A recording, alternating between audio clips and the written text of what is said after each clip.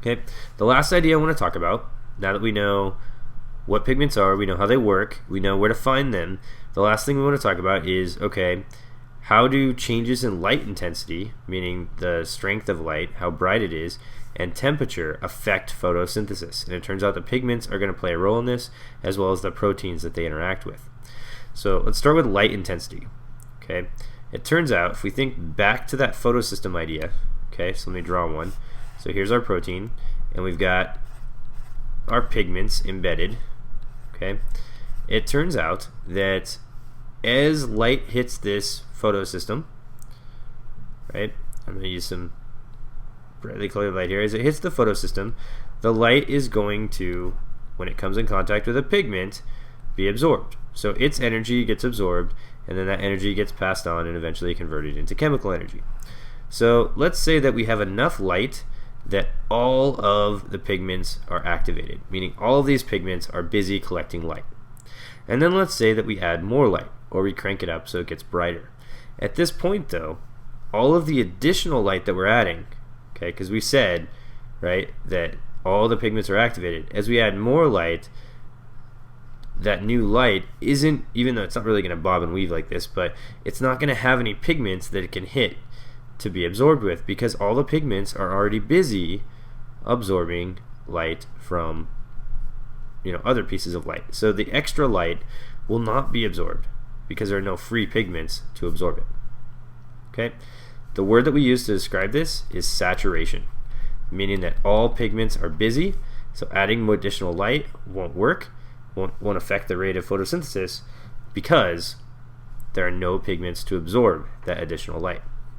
Now if we graph this just on a little XY graph, right, think of the x-axis as being the intensity of the light, and then the y-axis as being the rate of photosynthesis. Okay, now as we increase the intensity of the light, the rate will go up initially, because not all the pigments are being activated. They're not all busy absorbing light. But at a certain point, when all of your pigments are activated, at that point, increasing the intensity, so we're going to the right now, will have no effect on the rate. We're now plateauing, we're going straight across. Because at this point, right here, all pigments are busy. And so adding more light will have no effect, because there are no free pigments to activate. Okay, so that's light intensity. Now let's talk about temperature. Everything we've talked about pretty much today has involved proteins. Okay, we have the pigments. The pigments are embedded in proteins, the photosystems. Okay, also yesterday we talked about the Calvin cycle. The Calvin cycle takes place in the second half of photosynthesis, and it involves enzymes, which are also proteins. So what that means is that proteins play a really big role in photosynthesis, whether they're structural proteins like the photosystems or enzymes like the enzymes found in the Calvin cycle. Now what you have to remember from Unit 2 is that proteins are sensitive to temperature change. That means that they have an optimal temperature, a temperature that they work best at, and other temperatures are going to have kind of a negative effect on the ability for the protein to do its job. So if we graph this, what that means, going back to this whole graphing idea, okay, I'm going to put rate of photosynthesis on the y-axis again, but this time we're going to put temperature on the x-axis. And it turns out, as I said, there's an optimal temperature, a temperature that this works best at.